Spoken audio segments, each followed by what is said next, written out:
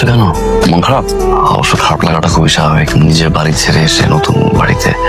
কিন্তু আমার কাছে কি মনে হয় জানো, এই দিনে মানে বাসর রাতে মেয়েদের অনেক হ্যাপি থাকা উচিত। কারণ আরো একটা পরিবার পেলো, আরো একজন বাবা, একজন মা। আমার বাবা কিন্তু অনেক ভালো, আর মা অনেক বেশি ভালো। ছোট বোনটা একটু পুংটা, সবাই অনেক ভালো। আমার তেমন কোনো চাওয়া নাই, আমার চাওয়া নাই। একটু একটু ভালোভাবে কথা বললে, মানে জোরে কথা বললে আমার মেজাজ খিটখিটা হয়। একটু সুন্দরভাবে কথা বললে আমাকে দিয়ে সবকিছু করানো সম্ভব। রিয়েল থাকবা। বাসর ঘরে অবশ্য মেয়েরা এমন ভাবে থাকে মনে হয় ভাজা মাছ তুলতে খেতে পারে না।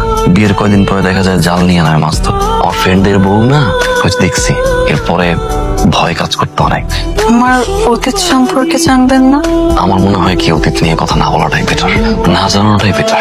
অতীত শেয়ার করলে ওভার থিঙ্ক হবে,